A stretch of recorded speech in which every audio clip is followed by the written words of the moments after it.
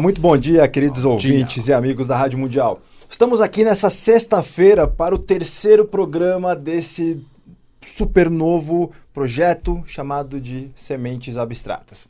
Eu sou Ademir Serafim Júnior. Eu sou João Paulo Miranda. E nós dois vamos aqui construindo para vocês um ambiente de debate, um ambiente de ideias novas, um ambiente recheado de referências, de livros, de filmes, de músicas, com muita coisa bacana para a gente discutir. E um caminho para livres pensadores. Essa é a ideia. Você sabe, João, que eu acho sempre legal quando as pessoas falam de livres pensadores. Se eu não me engano, até no passado nós chegamos a fazer um programa com esse tema ainda no Núcleo 137. Eu acho que sim. Que nós debatemos, e eu acho que qualquer hora a gente pode retomar esse assunto, principalmente apontando.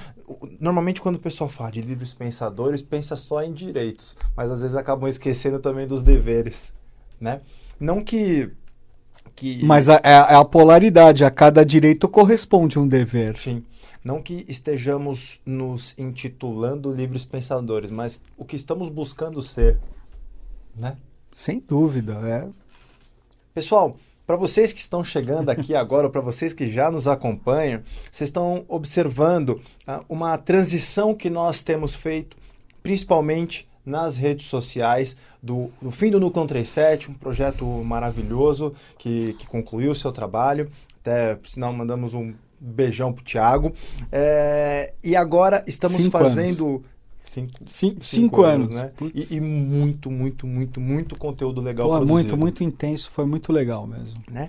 E agora nós estamos fazendo uma transição nas redes sociais. Então não estranhe, todas as páginas que nós trabalhávamos antes com o Núcleo 137, facebook.com/núcleo137, youtube.com/núcleo137 e agora instagram.com/núcleo137, nós agora vamos fazer uma transição para o Semente Abstrata. Então vocês vão perceber, tem uma identidade nova, aliás, uma identidade visual nova chegando para vocês. Então, a hora que vocês perceberem ali que mudou, não estranhem, é esse novo projeto aqui que o João e eu estamos trazendo para vocês, um herdeiro conceitual do Núcleo 137, mas com uma cara nova, uma proposta diferente aqui para trazer para vocês, certo? Então acompanhem todo esse material nas redes sociais. Agora a gente vai bombar o Instagram, novos conteúdos na página do Facebook e toda semana um vídeo novo para vocês no YouTube. Certo? Certíssimo. Então, portanto, justo e perfeito. Sugiram os temas para nós, comentem, critiquem. Essa é a ideia do projeto, tá? Deem dicas também, sugestões. Um beijo e um abraço super apertado pro pessoal que está dando um suporte tão bacana pra gente, né? O Caio José, a Maria Andrade e o Pedro Pirola, que estão fazendo... E outros que virão, outros que estão aí vindo. É uma equipe que a gente está montando para conseguir dar muita estrutura para esse projeto aqui, para a gente conseguir fazer muita coisa legal com vocês. E para vocês que nos acompanham desde o Núcleo 137, muitas pessoas vinham nos questionando: quando vai ter aí um trabalho presencial? Quando vocês vão voltar a falar lá do tarô? Ou aqueles temas que vocês traziam? Aguardem, tá? Estamos colocando a casa em ordem. Até assim, a ideia do Semente Abstrata foi algo que surgiu de modo muito repentino, né? Mas que vamos tocar, e a coisa aí devagarzinho tá ganhando corpo, o espírito já tem. Né? Aí agora está formando esse corpo para que esse espírito vivifique. Tá nascendo, né? Tá nascendo. Com toda a responsabilidade que esse projeto merece. Certo? Com certeza. João, para a gente começar hoje aqui... Vamos lá. Vamos buscar aqui o despertar. calendáriozinho para a gente trazer alguns fatos relevantes e discorrermos sobre. O que você trouxe para nós de 18 de agosto a 24 de agosto hoje? 24 de agosto, né? O que é legal, pessoal? A ideia dessa história oculta que a gente traz aqui para vocês é trazer novas possibilidades. Na semana passada nós comentamos brevemente que a história... Cada um conta a história de um jeito, mesmo nos livros de história. E a gente sabe que conta a história quem ganha a guerra, né? Sem querer tomar qualquer vertente como absoluta, a ideia é literalmente cogitar possibilidades para que a gente crie esse âmbito de debate e vamos ver até onde a gente chega. É isso aí. Bom dia, João. E o que você trouxe para nós aí? Bom dia, Ademir. Bom dia. Bom dia, pessoal.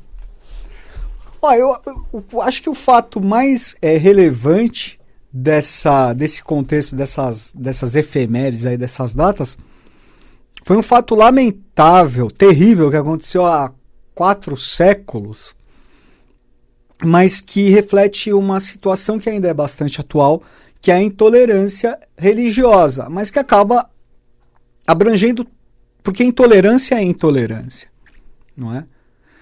Que foi um fato que aconteceu em Paris, na França, em 1572, 24 de agosto de 1572, que é conhecida como a Noite de São Bartolomeu. Tá? Nesse dia, nessa noite de São Bartolomeu, os católicos franceses fizeram um massacre com os protestantes, né, com os chamados de huguenotes. Foi um banho de sangue que começou em Paris e se espalhou por toda a França. Foi um negócio terrível. Mas houve uma questão política, lógico, sempre existe, né, atrelada a isso, porque esse movimento ele foi instigado, começou dentro da família real francesa. Tá? Uma das principais mentoras, se não a principal, foi a rainha-mãe da França, a famigerada Catarina de Médicis. Essa não vou falar. Essa figura terrível. É uma figura marcante. Figura marcante, terrível, né? Complicada, né? A Catarina de Médicis, rainha da França, que é uma figura muito célebre. Ela é, por conta não apenas desse contexto, porque ela realmente foi uma das mentoras desse banho de sangue. Primeiro ela obrigou a filha dela, Marguerite de Valois, a se casar com o rei de Navarra, o Henrique, que era protestante, né? Porque existia um trato, aparentemente, né, um trato de se buscar uma convivência pacífica entre protestantes e católicos, mas a coisa acabou se tornando e ela era a pessoa a cabeça que estava por trás disso aí. E é lógico que tinha mais gente também, porque além de tudo a Catarina de Médicis era uma ocultista, né? Só que não vamos dizer assim que ela não era uma da linha teúrgica, entendeu? Ela trabalhava mais na sombra, assim. Num outro aspecto. Num outros aspectos, trabalhava mais na sombra mesmo, né? E a Catarina de Médicis, por exemplo, tem um fato curioso, porque ela era ela trabalhava tanto a parte oculta, que ela ficou fascinada com o trabalho de Nostradamus, Michel de Nostradamus, que já era um célebre astrólogo, médico natural, cabalista na França. Ela chama o Nostradamus para a corte, né? E para que ele se desse ali, fizesse as consultas dele, e ele acertou um monte de... Ele era danado, né? Danado no bom sentido. Esse no bom sentido. Esse no bom sentido. Ele era danado de bom, né? Mas ele serviu a corte francesa, né? E quem o chamou foi a Catarina de Médicis. Ô João, é engraçado quando eu fui pela primeira vez me tocar disso assistindo série e filmes de época. Que normalmente isso, um grande rei, um imperador, enfim, uma figura, vamos dizer assim, monárquica, ela costumava ter um astrólogo, um cabalista, um vidente, um mago. Praticamente todos tinham, né? Aquele John Dee que é um astrólogo também, um cabalista inglês. Rasputin também, mas John Dee era da corte de Elizabeth I, Elizabeth Tudor, né? Que coisa. Não, eles tinham, claro, sempre. Que coisa. Claro. As grandes navegações, elas foram todas... Existiam grandes cabalistas por trás, mas é claro. Ah, sim. Aí até... Astrólogos cabalistas e E, pô, sempre. Eu acho que quando a gente fala de grandes navegações, que por sinal qualquer hora poderíamos até fazer um programa sobre, a ideia de toda a escola naval de Sagres, o que levou à fundação dessa escola naval. Pô, Eu não vou lembrar agora onde foi que eu li, que parece que com o fim da Ordem dos Templários, muitos deles foram queimados, né, foram perseguidos e tal. E dizem que alguns grupos foram acolhidos em diferentes regiões da Europa. Parece que uma parte foi acolhida na Escócia. Na Escócia. Uma parte foi acolhida o que hoje é a Alemanha. Não sei se na época era Sim. Sacro Império ainda. A Alemanha era dividida em pequenos estados, então, mas é na Alemanha. Surgiu a Rosa Cruz. A Rosa Cruz, Christian Rosenkreuz. a maçonaria escocesa. Maçonaria escocesa e as os ordens... lados da Península Ibérica, um outro grupo que teria, depois de um tempo, aí, relacionando algumas ordens aí e tal, culminado com a Escola Naval de Sagres. É isso aí. E que depois foi o que possibilitou as grandes navegações. Esse conhecimento estava todo com os templários, né? Vinha tudo dos templários. Semana passada a gente até falou um pouquinho, né? Dos jesuítas e tal. Mas é isso mesmo. Ô, João, e antes de voltar agora no ponto que você trouxe... Da intolerância. Aqui, mas antes, você tinha comentado comigo, quem é o Eliphas Levi, que fala um pouco do trabalho dessa rainha, tudo? Sim, existem outros ocultistas também, mas especificamente o Eliphas Levi. Contam os fatos macabros nas obras dele, relacionado às obras de feitiçaria e de coisas assim, de coisas pesadas que eram feitas aí pela senhora Catarina de Médici. Então, quem tiver um pouquinho de curiosidade... Uma italiana que foi rainha da França. Olha só. E foi uma questão tão terrível, essa questão que os huguenotes franceses, eles se refugiaram em outros países e tal, para países protestantes, imigraram para o Canadá, para os Estados Unidos e tal, para vários países. Tentaram fundar no Brasil, né, aquelas invasões francesas e tal, tentaram fundar uma colônia no Brasil, no Maranhão, né, no Rio de Janeiro. Eram huguenotes, né, esses protestantes.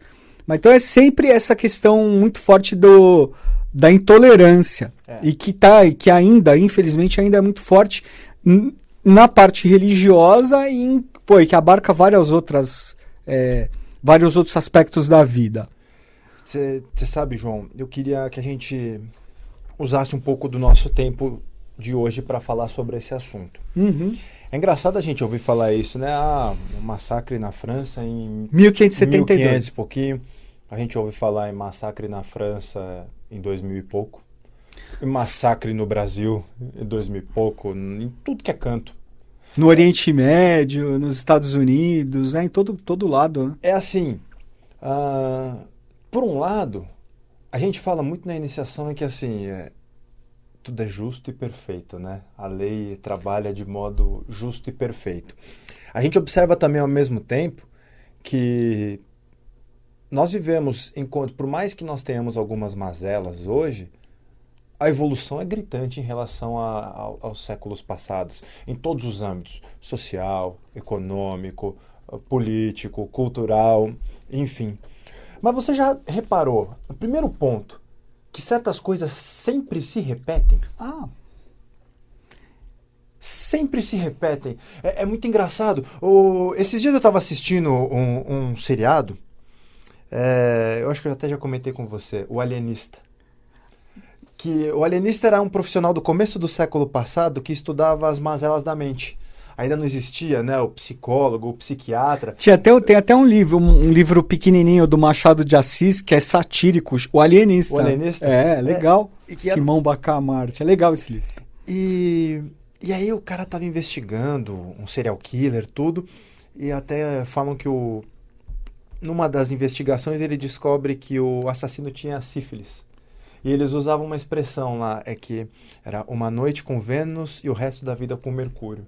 Eu fiquei curioso com essa frase, primeiro pela dicotomia Vênus e Mercúrio que a gente aprende no ocultismo. O hermafroditismo, né? Hermes e Afrodite, Mercúrio e Vênus. E mesmo Vênus, pelas doenças venéreas, e depois eu fui tentar entender o porquê do resto da vida com Mercúrio. E aí eles falam que no passado as pessoas tinham que usar sais de mercúrio para tratar a sífilis. A sífilis, as doenças venéreas. Venéreas, de Vênus. E hoje tem a camisa de Vênus, né?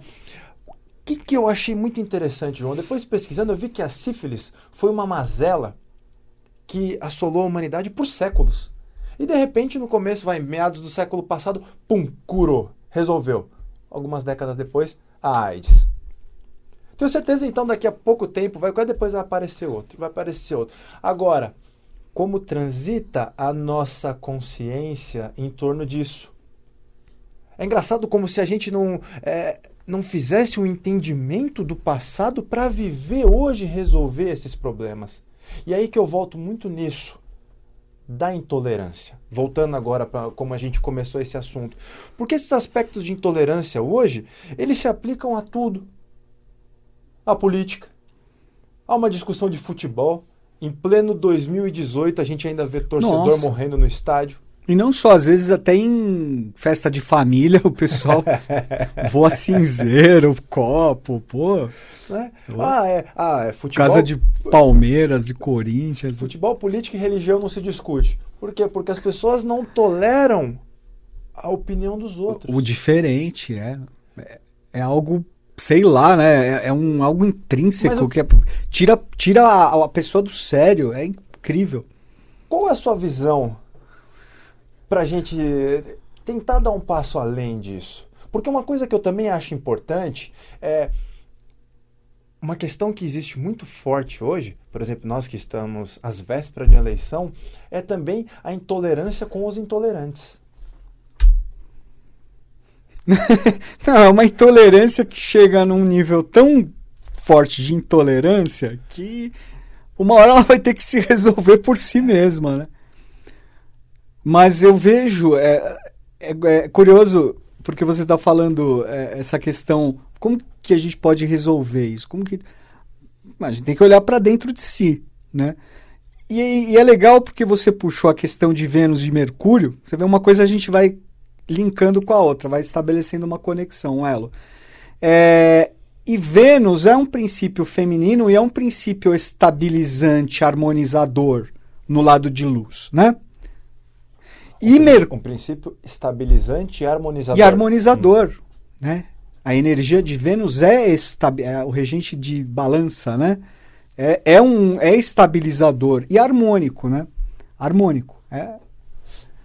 E você vê que também, por um outro prisma, é o mental já o abstrato, Vênus. Certo? Seria um quinto princípio, né? Exato, como um quinto princípio. E o que é Mercúrio se não é o próprio equilíbrio perfeito? E a tônica de Mercúrio é a abertura. É buscar o equilíbrio. Por isso é o regente de signos mutáveis, né? Gêmeos e Virgem. Gêmeos representa o que? A abertura, o diálogo, a tolerância. Pelo lado de luz, a tolerância. Então você vê como a tolerância é o nosso lado Mercúrio. E Vênus também. Né? Então olha como o lado Vênus-Mercúrio... Aí se a gente for começar a estabelecer uma questão mais oculta, como isso está ligado às questões sexuais? Como vem? Aí você vai até pega coisa de Freud, de Jung e tal, né? Uma coisa que nem cabe para a gente falar nesse momento, né? Mas é curioso a gente estabelecer, né, como isso existe uma relação com esse inconsciente ligado ao instinto. Quer dizer, o sexo está ligado ao instinto. E o instinto é ligado a Marte. E Marte é o quê? A briga, a disputa. Olha que legal, né? Olha só. Olha que legal. A gente pega aí Marte, Vênus e Mercúrio. Né? O princípio combate, a disputa, a briga, a intolerância. Vênus como estabilizador, harmonizador. E Mercúrio unindo tudo. Porque Mercúrio, ele não é que... Ele olha também ao lado e fala, opa, Marte, aí. Mas por que então... Vamos trabalhar essa intolerância, então. Vamos estabelecer. É o meio termo. Né? Mercúrio é o meio termo. O tão falado caminho do meio. É o caminho do meio. Não existem verdades absolutas, né? O princípio da correspondência. Por isso que a consciência mercuriana, o sexto princípio, é a consciência, a hierarquia que rege a nossa evolução no presente momento, né? A gente fala Micael, Aquibel, né? Sexto princípio, Bud é a mesma coisa, é Mercúrio, né? Hermés das tradições, o mensageiro dos deuses. Até quando a gente brinca um pouquinho nessa ideia de Vênus e Mercúrio, Lúcifer e Micael, né? Aí Lúcifer falando num aspecto ainda caído, enfim, toda uma dicotomia, quase que, vamos dizer assim, no seu lado inconsciente, interpretado de modo maniqueísta. Sem dúvida. Não é? Pô. Porque quando a gente observa, quando a gente fala num sexto princípio, ele contém todos os anteriores dentro dele. E não chega até lá sem o pressuposto dos anteriores. E assim que a gente fica numa jornada quase que infinita de intolerância. De intolerância. Né? No passado, eu acho que já tem uns 3 anos, João, eu escrevi um texto ainda pelo Núcleo 137 com esse título de intolerância. Eu me lembro. Você lembra? Me lembro que lembro. o que me chamou a atenção para escrever aquele texto foi aquele atentado que fizeram no Charlie Hebdo, na França. Na França. Tanto que hoje, quando você pontuou isso, na hora eu lembrei. E eu lembro que alguém chegou e comentou: só não podemos ser intolerantes com os intolerantes. Porque aí virou o círculo vicioso. Claro, vira um círculo vicioso, vira uma confusão generalizada, né? Um rebu, sei lá. É complicado. É complicado, mas até fazendo essa relação, só para te colocar mais um elemento aí, você coloca da queda das hierarquias, da queda de Vênus, né? E a queda de Vênus, lá, aquela questão da Lemúria e tudo, caiu aonde? Caiu no instinto, caiu no sexo, né? Aí toda essa questão da intolerância. E qual que é o remédio das doenças Mercúrio? Então, criando o quê? Mercúrio para você tratar num sentido mais profundo, mais sutil dos seus instintos. Olha, e João, Mercúrio é o mental, é mais do que isso, é o mental superior. É tão superior que é Budi, é intuição. Né? Doido isso. É doido, só que é extremamente simbólico. Desculpa. Repara, quando a gente fala, nós fizemos muitos programas ainda pelo Núcleo falando dessa questão do sexo, falando dessa questão mesmo de Lemúria, da queda das hierarquias e tal. E é muito engraçado que a ferramenta utilizada para acelerar a evolução foi a genética. Né? Que 2 seres gerem um terceiro ser, que polarização dos sexos. E esse ser sintetiza os aspectos positivos e negativos dos 2 anteriores e dá continuidade, e isso vai gerando maior variabilidade, vai acelerando a evolução, vai nos melhorando como seres humanos em geral. Teoricamente, aí a consciência é o que vai transitar. Mas olha como isso trabalha uma polaridade muito forte. Porque é a ferramenta, vamos dizer, naturalmente desenvolvida para acelerar a evolução. Só que se utilizado inconscientemente, ó a bagunça que isso causa. Sobretudo intolerância, que aí gera guerra, confusão, sofrimento, desequilíbrios e tudo. Não é? E você vê, e qual... Mercúrio aí como essa chave, Mercúrio representa o androgenismo, né? Então são os 2 princípios equilibrados, o masculino e o feminino, né? O solar e o lunar, o marciano e o venusiano, equilibrados, absolutamente equilibrados. Você sabe, eu gosto, quando a gente estava estudando no passado os arcanos para fazer aquele evento na Rota do Tarô, lembra? Lembro. Eu lembro que o arcano 6... ele sintetiza muito bem isso que você está trazendo, né, João? Quem quiser o amoroso. O amoroso, o arcano do perfeito equilíbrio. Quem quiser até refletir em cima desse arquétipo, disso que o João está comentando, dá uma olhadinha. E ele tem, você tocou num ponto essencial, porque ele é o arcano 6, então ele tem esse, e ao mesmo tempo, como ele é um arcano regente do signo de Touro, ele é venusiano também, então ele tem esses 2 lados, o quinto e o sexto. Olha só. É muito legal. Olha só. Muito legal. E é o arcano que fecha todo o mistério do tarô, né? Olha o só. 6. É verdade. Fecha todo o mistério do tarô. É verdade. Quer explicar rapidinho por quê? Porque o tarô é constituído de 78 lâminas, 56 arcanos menores e 22 maiores. pela numerologia teosófica, você soma 7 mais 8, 15, né? E somando 1 mais 5, nós chegamos ao 6, que é a síntese de tudo. Isso aí. E fechando, só vamos deixar uma diquinha aqui? Deixa eu só falar um Pode. outro fato. Pode. E uma outra coisa muito importante que também vai ao encontro disso que a gente comentou. No dia 19 de agosto de 1692, foi o julgamento das bruxas de Salem. Na época que tinha toda aquela perseguição aos considerados hereges, enfim, mais um grande exemplo de intolerância. Pô, completamente. Completamente, se tocou muito bem na intolerância ligada a essa... E foi um negócio terrível, né, que aconteceu ali. Dos puritanos, que eram os colonizadores dos Estados Unidos, né, que condenaram aquelas moças que, acredito que elas eram aquela coisa, faz Wicca, sei lá, alguma coisa assim, né? Mas, porra, morreram várias, queimadas, enforcadas, foi terrível mesmo. E não foi só o único caso, né? Mas agora, conta pra nós aí. Ó, rapidinho, então, vou deixar aqui, dica de filme, falando da noite, a gente tava falando da noite de São Bartolomeu e tal, tem um filme muito legal, antigo da década de 90, Rainha Margot, com a Isabelle Adjani, um filme francês, fala sobre esse fato aqui da noite de São Bartolomeu. O filme é muito bom, vale a pena, recomendo, tá? É baseado num livro do Alexandre Dumas, que era um tremendo ocultista, também escreveu Memórias de um Médico, escreveu um monte de coisa legal, né? Alexandre Dumas, fica essa dica então. E também dia 24 de agosto, hoje é aniversário de Jorge Luis Borges, o grande escritor argentino. Escreveu coisas maravilhosas, escreveu o Aleph, escreveu o Livro de Areia, toca muito ocultismo, ele era discípulo de Gustavo Meirin, que é um autor austríaco fantástico, e também de Howard Phillips Lovecraft, que é da área ali das bruxas de Salem. 20 né? de agosto de... 1890. Lovecraft e Jorge Luis Borges, 24 de agosto de 1899. Que ficam também como recomendações. Recomendações. Vale a pena esse pessoal aí. Fechou? Fechou. Mais uma vez estouramos o tempo aqui, mas obrigado mesmo para Valeu, vocês que pessoal. nos acompanham. Obrigado, Ademir. Obrigado, João. Semana que vem estamos de volta. Grande abraço e até a próxima. Valeu.